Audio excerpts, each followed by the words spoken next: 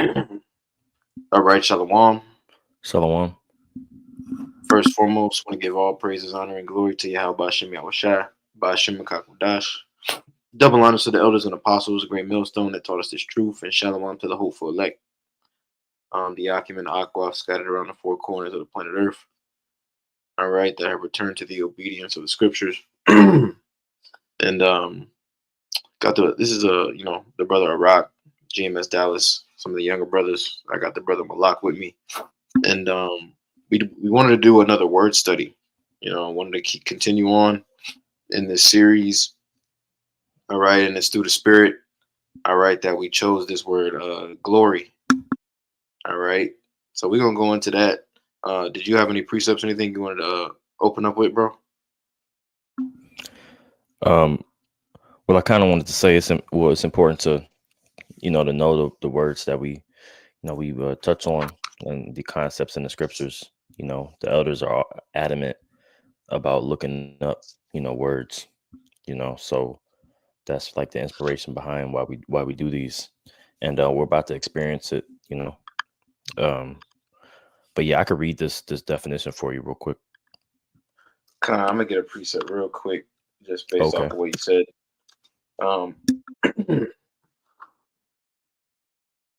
That's a lot, man. My damn throat. This is 2 Timothy chapter 2 and verse 15. It says, "Study to show thyself approved unto the Most High, a workman that needeth not to be ashamed, rightly dividing the word of truth." All right, and really, you cannot apply the scripture without going into words. And it's the spirit that the elders and apostles push it so heavy because it's a necessity. You know what I'm saying? It's mandatory. Like if you want to understand the scriptures, you have to know the meaning of words. And that's kind of the inspiration behind the series. So that's all I had. Yeah, I could read this word. So this is glory, okay, which is the word of the day. It says glory, right? A noun. The splendor of the Most High or Hamashiach, praise offered to Yahweh, worship. Yep, praise offered Mhm. to Yahweh Bashem Yahushua. All right, because this is not a thing of self glorification. It's really the opposite. And that's why I had some precepts going into basically Yahweh Shah, Yahweh Shah. They're the ones that the glory belongs to. They're the ones that the glory belongs to. All right, and really the only glory that we can receive is underneath that umbrella. All right, there is no other way because you got a lot of Jake. All right, you got Jake claiming to be King David. All right, you got Jake crowning themselves elders and things of that nature. And really that right there shows you that they're not in the spirit. All right. And a matter of fact, I wanted to pull First John, I think it's First John 2 and 15. And if you don't mind getting that, bro, I'm gonna pull something real quick too to go with that.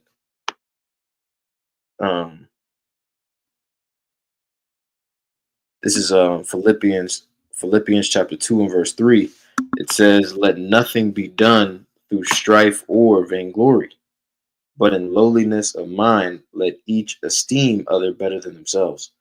All right. So this thing ain't about clout chasing. All right. This thing ain't about clicks and views and being the man in Israel. That's not what this thing is about. All right. Ultimately, this thing is a sacrifice, and this thing is about servitude. All right. And Lord's willing, if if our sacrifice is acceptable, all right, we'll receive that eternal weight of glory that the scriptures speak about on the back end. But this go around, this thing ain't about us. All right, this thing is really all about heralding the coming of Yahweh Shah. You know, did you have that other precept up? I had some. My computer kind of running slow. Can you get Kind. Jeremiah 9 and 24 and, Yep, I got. pull it up on the screen? You had that? Oh, I didn't, but I'm gonna pull it up for you. Oh, okay.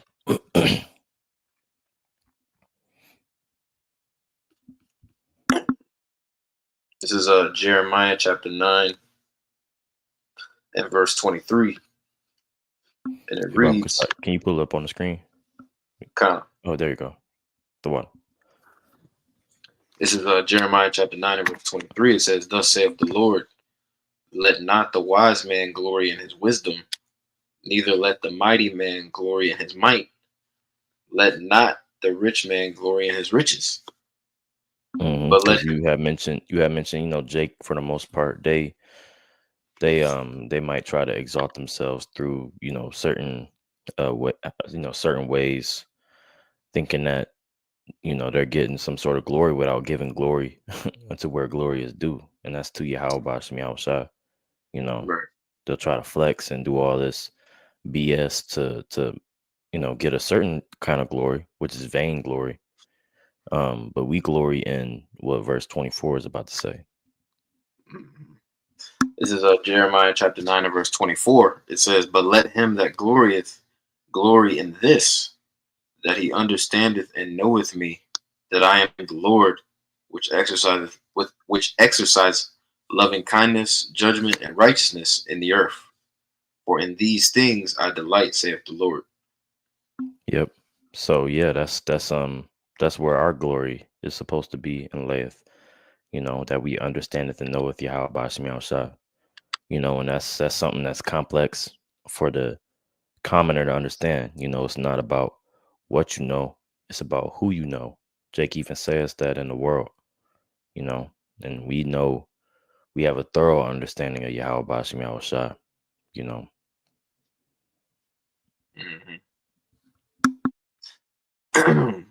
You want to go back to that definition, Baba Kasha?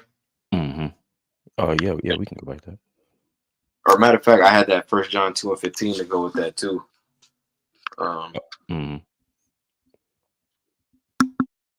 What's good, huh?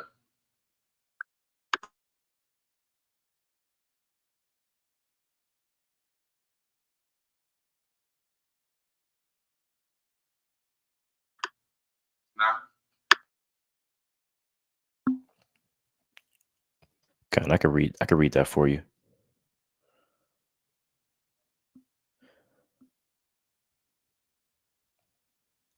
Con, you got it up. This 1 John 2 and 15. It says, "Love not the world, neither the things that are in the world. For if any man love the world, the love of the Father is not in him." Yep. And that's a key scripture right there. That's a key scripture because that helps you discern who's a man of the Lord and who's not. All right. If you were listening to a guy, all right, and he's not going into Yahweh Shai, man. He's not giving Yahweh Shai his flowers and the praise that he deserves. That's a red flag. That's a major red flag. And that's why we always harp on that. These guys ain't out here teaching Yahweh Shai. They're not out here pushing prophecy. All right, because when you push prophecy and you push Yahweh Shai, it eliminates you from the equation. All right, you can't there's no glory to be given to us because ultimately, this is all the will, this is all the strength, will, and power of Yahweh Shai. All right, we didn't create ourselves, we didn't put ourselves in this position. All right, it was all predestined, But the men of the Lord, okay, have the eye salve to see that and understand that. These carnal guys, these guys that ain't spiritual, that don't have it, that the Lord ain't dealing with, they can't see that. All right. So this thing becomes a me thing, and that's Satan. Yep. Continuing on, verse 16, it says, "For all that is in the world, the lust of the flesh, and the lust of the eyes, and the pride of life, is not of the Father, but is of the world." Yep, that's it. That's it. All those things are of the world, and this world is going to be destroyed. Right. So individuals who are banking on that, right, who are living it up, selling T-shirts, right, making merchandise of the ministry, all right, dealing with all these women, all right, ain't nothing wrong with dealing with women, all right, but a lot of dudes are only in this thing for carnal reasons. They're only in it for the bullshit. All right, the shalawams, you know what I mean? The emojis on the comment board. You got a lot of niggas eating that shit up. You know? Well, you had that statement by the that caricature. The nigga at the barbecue with the Bud Light in his hand with the fringes on, talking about if you ain't in this thing and you ain't getting no money and you ain't getting no women, why are you even here? Remember that video going around in Israel? Con. Yeah. I remember that. Yep. So, that's that vainglory that people are looking for. But if you are really about Yahweh Shai and a true Hamashiachim, right? Which is how you say Christian, you would be trying to actually follow in the footsteps of how Yahweh Shai lived. And he wasn't about getting glory on this side. He wasn't about exalting himself. Most times, you even seen when they tried to give him and make him king, right? He would disappear and be by himself because it wasn't his time yet. And we relate to that. We're not supposed to get glory on this side. But I had something real quick.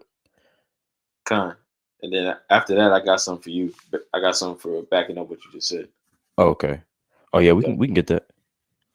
Okay, Con. It's a few verses. That's fine. Yeah. Okay, Con. I'll read. This is Philippians chapter 2 and verse 5. All right, because you made the point about Yahweh Shai's mentality during that time. And if we're disciples of Yahweh Shai, all right, then our minds are going to be disciplined around that same idea. And really that's a key token, if you will, of good leadership. Yahweh Shai really gave a clinic. He put on a clinic 2,000 years ago of leadership. Leadership is really all about sacrifice. And it's the opposite. As we were just going into, the way Western culture looks at fame and success. All right, really, that's all man-made ideology. That's all Western culture. When you go into the scriptures, really, our forefathers, they obtained their glory through faith. Through faith and stepping out on faith, like Abraham. Which requires you to sacrifice. But this is Philippians chapter 2. Oh, you gonna make a point? Yeah, I was just about to say in agreement. Like, yeah, that's how that fame was in the ancient world. This is Philippians chapter 2 and verse 5. It says, "Let this mind be in you, which was also in Yahweh Shai HaMashiach, who being in the form of the Most High, thought it not robbery to be equal with the Most High, but made himself." Yep. It says, "Let this same mind be in you, which was also in Yahweh Shai HaMashiach." And although we know that there's levels to it, right. You have Christians that will say, the Most High is the same as the Son. They're the same entity. Well, explain this. It says, "For who being in the form of the Most High thought it not robbery to be equal with Yahweh," right? They're not one, and just as they're not one, and Yahweh Shai is not equal to the Most High. All right, we are not equal to Yahweh Shai. So why would you have people that would try to exalt themselves and lift themselves up as with the Messiah complex, right? Thinking that they can save someone, right? They can save everybody, right? That that's really, when you lift yourself up, that's a form of trying to glorify yourself, But this is how we're supposed to be, when the brother continues on. Yep. This is Philippians chapter 2 and verse 6. It says, or verse 7. It says, "But made himself of no reputation, and took upon him the form of a servant, and was made in the likeness of men. And being found in fashion as a man, he humbled himself and became obedient unto death, even the death of the cross." Yep, he died for the nation of Israel. which was the highest form of servitude you could take. And like, let's not get it twisted. There is a certain form of glory that this ministry does have as well. It's a more intimate glory, because we understand what Yahushua, his sacrifice, represented, and we know the glory and the weight of it. Okay. But we're satisfied with the glory that comes with doing this righteously.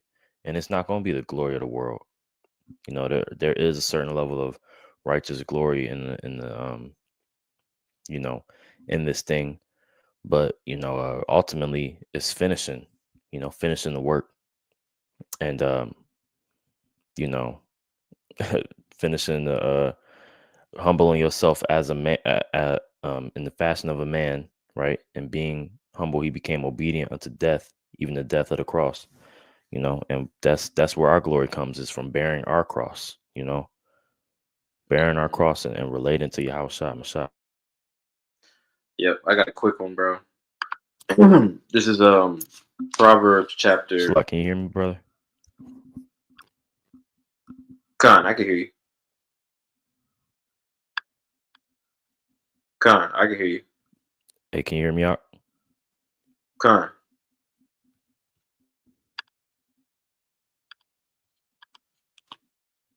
Yeah, I can hear you, bro. Okay. Yeah, my mic be acting up Hello? a little bit. Yeah, I can hear you. Hey, can you hear me out? Khan, I can hear you. Slocky. I had a quick. Okay. Oh, wait, was it? Did you read the rest of that? You say what? Did you read verse 9? Oh, okay, no, Salakia. This is Philippians chapter 2 and verse 9. It says, "Wherefore the Most High also hath highly exalted him, and given him a name which is above every name." Yeah, and that's the point. That's after he humbled himself. After you humble yourself, yeah, there is a certain level of glory that you will receive. There's a form of righteous glory, that we expect. Lord willing, we be of the hopeful elect. But it's after giving Yahweh Bashim Yahushua their praise, man. Giving them their praise through Yahushua. We give the Most High his praise through Yahushua, and be faithful unto death. And that's where our glory is, right? And that's how our ancestors achieved that glory, and that's why they're mentioned in history, and that's why their walk holds weight. And we hope to mimic that in these days, man. Mm-hmm. I got a preset real quick. Okay. This is Proverbs chapter 18 and verse 12. It says, "Before destruction, the heart of a man is haughty, and before honor is humility." All right, just going into the point, and that's the spirit too, because Lord's will, we can do a lesson on humility, but like it's breaking down in Philippians 2. All right, Yahweh Shai was required to, go there. All right, as far as meekness is concerned, like the scripture said, he made himself of no reputation. So in order to get to the point, where we get the glory, right? Because the scriptures tell us that Yahweh Shai, all right, when he risen back up, he said, "All power in heaven and earth is given unto me." In order to get to that point, we're gonna have to go there. Humility. We're gonna have to go get low. We're gonna have to go very low. And that's the whole point of the straight gate. The straight gate is a rite of passage. And if you, matter of fact, there's a book I was reading, and it was breaking down how, certain ancient cultures or certain cultures, they had rite of passages for men, for when boys would become men. All right, they had to go through a particular rite, and one of the rite that the book went into was basically how I believe, I want to say it was in like the Amazon or somewhere in South America. Basically, when a boy became a man, which is when he first started dealing with a woman in their culture, they would kidnap. They would basically abduct the boy in the middle of the night and put him in like a giant ant mound. All right, and basically have him, be subjected to getting bitten. All right, by all these ants. But the whole and then they would have him, wash himself off in the river. You know, representing rebirth. But the whole point of the ritual was basically to humble, all right, that individual, to make them realize that they're ultimately powerless. You know, and that's what we're getting ready to go through. I just want to make that point. Yeah, a great representation of that, because that was something that in the ancient world was a lot more common. Um, to build men up. But a good movie with the representation of that is 300. When he turns into a man, but they throw him in the wild, and he has to kill a wolf. That and that's like a proverbial saying, like you got to kill that, you got to kill like a beast. That was a common thing too, like in other cultures, like you have to kill like a notable, like usually spiritual figure, like whether it be a lion or a wolf or a bear. You would have to conquer that before you were considered a man. you know um but yeah, the water for that, bro. That's fire.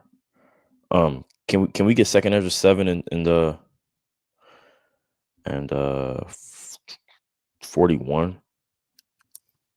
Kind of, I'm gonna pull that up real quick. Okay. Because our glory, it comes like we do a different, we have a different battle, right? Like there's certain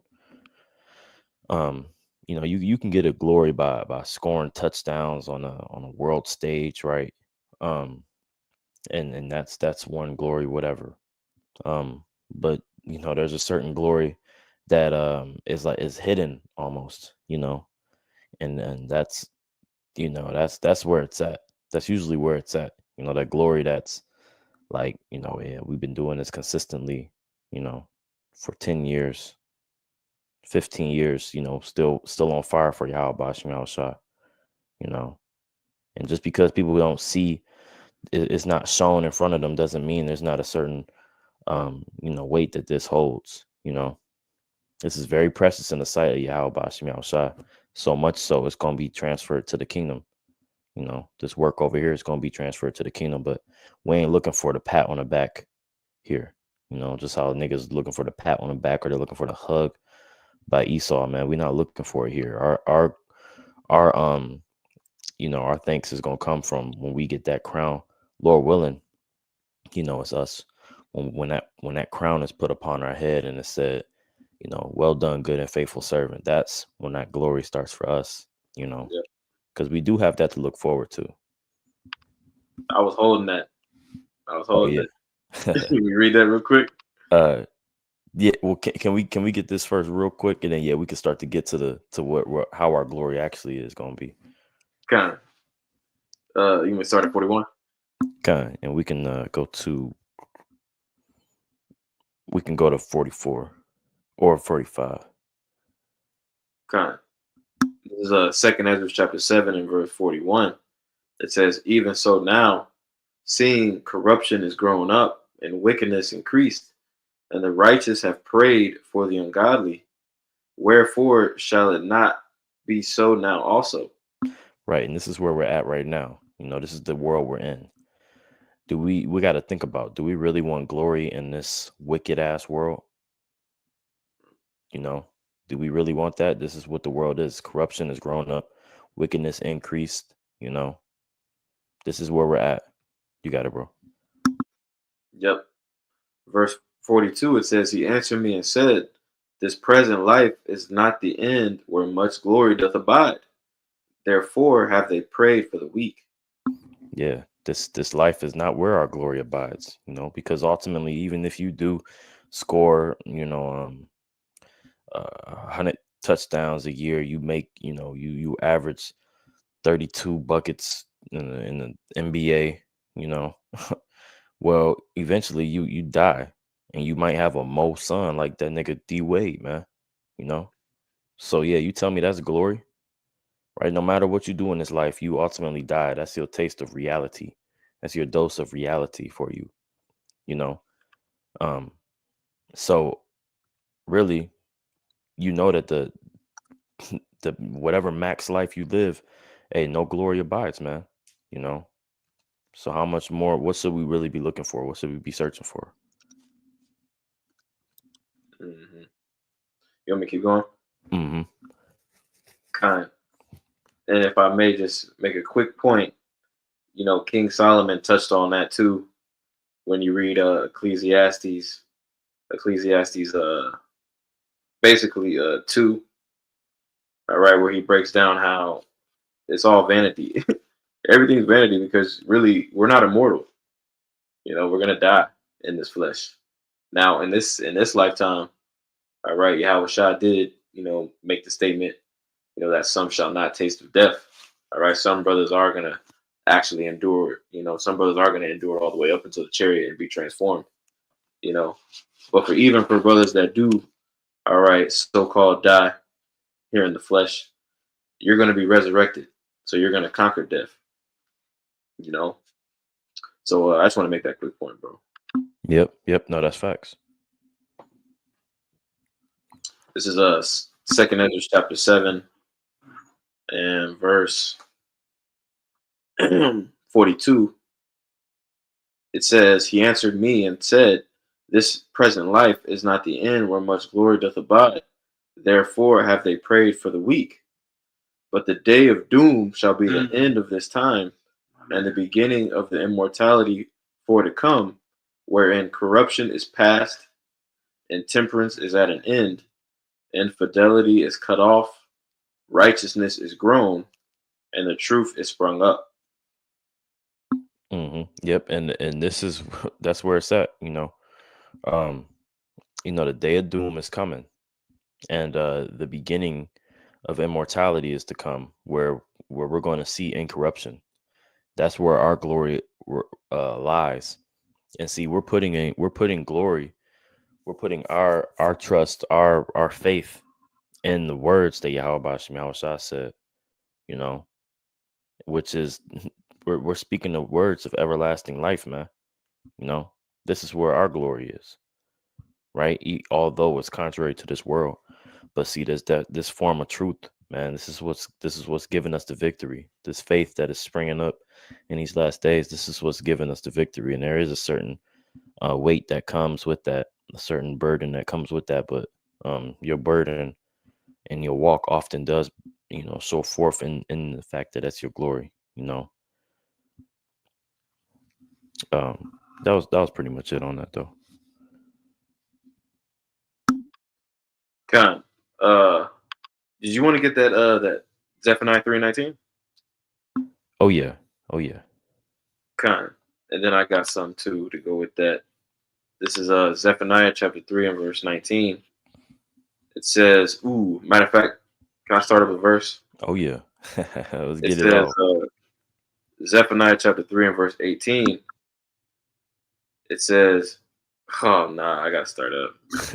I was about to say that. I'm gonna start at verse 17, man. Zephaniah 3 and 17, it says, "And Yahweh thy power in the midst of thee is mighty. He will save thee, or he will save, he will rejoice over thee with joy. He will rest in his love. He will joy over thee with singing." And that's a beautiful precept right there. You want to make a point on that? No. Papa Kasai, you got it. I was just gonna say, like, that shows you the nature of Yahweh Shem Shah. All right, the Lord is gonna get his, fear. He's gonna get his respect and reverence. All right, when he destroys Babylon the Great. All right, and the entire, this entire global system. All right, upon his return, he's gonna get that fear. He's gonna get that fame, all that. But something that can't be forgotten is that Yahweh Shem Shah loves the elect. He loves his people. The remnant and the elect. All right, the Lord ultimately did. We just read that in Philippians 2, where it broke down how Yahweh Shah, made himself a sacrifice like that. He ain't do it for no reason, and the scriptures go into how Yahweh Shah is a balanced power. All right. So yes, the Lord is terrible. All right. And we getting ready to see that. All right. In the form of him judging the planet Earth. All right. But the Lord does, love his people, like that verse 17 basically explains. All right. But this is verse 18. It says, I will gather them that are sorrowful for the solemn assembly, who are of thee, to whom the reproach of it was a burden. All right. And that's the spirit. That's the spirit of those individuals um, that are going to stand stiffly, that are in the right frame of mind during this grace period. All right. This ain't a party. This ain't a nigga. We made it. We was kings. All right. Having fucking Passover at fucking clubs and shit, man. This ain't that. There's a big fucking difference, man. And the scriptures let you know. You want to make a point on that? Yep. That Passover, which is a solemn assembly. That's how we ought to walk. We have the day, the Passover, the actual day. The Passover, we eat the lamb. Do this whole ceremony. But really, this whole walk is a Passover, man. This is your whole walk is a solemn assembly. Because we know at any time, man, if you don't have that blood upon your doorpost, man, the Lord could take you out. So that's like you brought that up, man. That's a power point. I can finish out verse 19. Okay. This is Zephaniah 3:19. Unless you had anything, you know what I'm saying? No, Baba Kashai. Keep going. This is Zephaniah 3:19. It says, behold, at that time I will undo all that afflict thee, and I will save her that halteth, and gather her that was driven out. Right, talking about the Israelite foreigners, the Gentiles of the New Testament that Paul was writing to, that Peter was writing to, that Yahweh was addressing. All right, that's who that's talking about. All right, and that term, that phrase, driven out, proves that it links up with what? The diaspora. All right, the scattering. All right, but it says halfway through the verse, it says, and I will get them praise and fame in every land where they have been put to shame. So just going into your point, you got it up. Yep, that's when our glory comes. That's when our glory comes after we show ourselves to be sorrowful, after we are seen to be a reproach and a burden. Because we do right now, we're prophesying unto Egypt. We're a burden unto Egypt. This message, right? We carry our cross, which is a burden. We ultimately have a sickness, which is his flesh. All right. But it says, he said that he will undo all that afflict thee, and he will save us that halted, that was driven out, and then give us praise and fame in every land. We have put to shame, man. We've been put to shame under the whole under the whole earth. Um, so you trying to glory in whatever it is, man. If you're an Israelite and you trying to glory, well, you really got to consider, like, who you are, because we downtrodden right now. We in a losing position. We're conquered.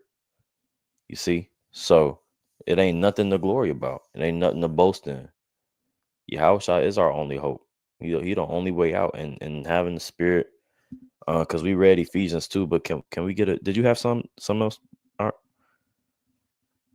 Because I had Ephesians 1. If we could get that real quick, because that's really the the only thing we glory in is the fact that like we opened up with Jeremiah 9:24. We glory in the fact that we understand and know how about Shah, man. And that's where it's at. Without that, we have nothing. There's nothing else to even bring up. But yeah, if we can get Ephesians 1 and 11.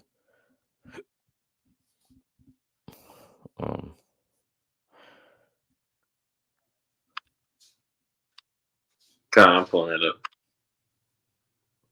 This is Ephesians chapter 1 and verse 11. It says, "In whom also we have obtained an inheritance, being predestined according to the purpose of him who worketh all things after the counsel of his own will, that Mm-hmm. we should be to the praise of his glory, who first trusted in Hamashiach." Mm-hmm. You got to keep going. Kind. It says, verse 13, it says, "In whom ye also trusted, after that ye heard the word of truth, the gospel of your salvation, in whom also after that ye believed, you were sealed with that Holy Spirit of promise." Mm-hmm. Yeah, and that's what we glory in, man, is our faith. We glory in that. Hey, man, we've been called. This was our calling since birth, to stand stiffly for Yahweh Bashmi Yahushua. And to ultimately, if need be, we die for this ministry. We die for this thing. We put our necks under the guillotine, okay?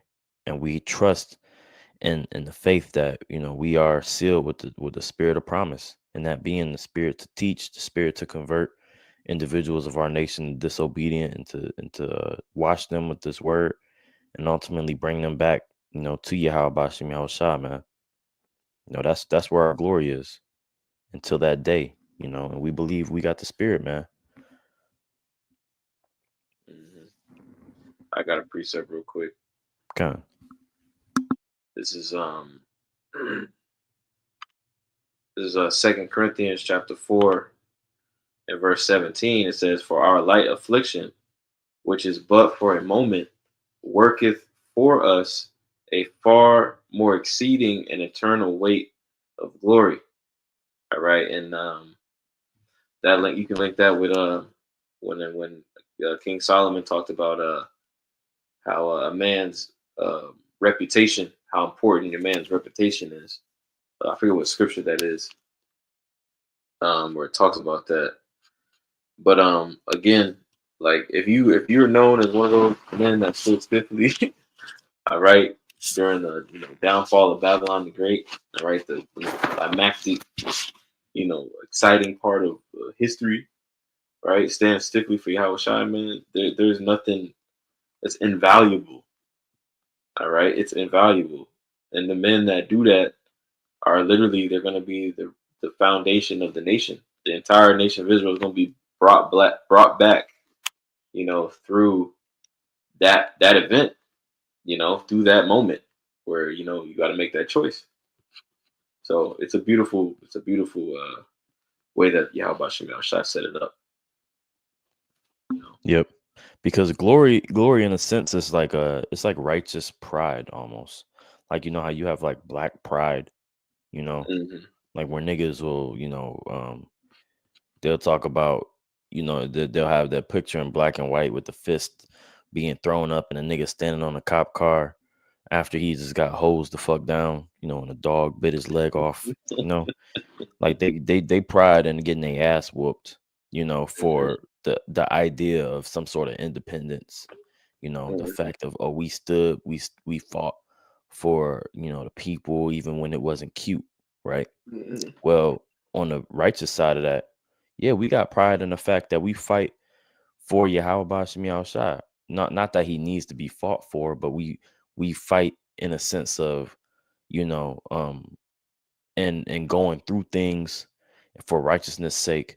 We fight in the sense of overcoming, our doubts, our own insecurities by, having faith of what the Lord said that He would do, and walking out on that and walking with that. And so there's going to be a certain, um, you know, uh, national pride in the kingdom when it comes to that.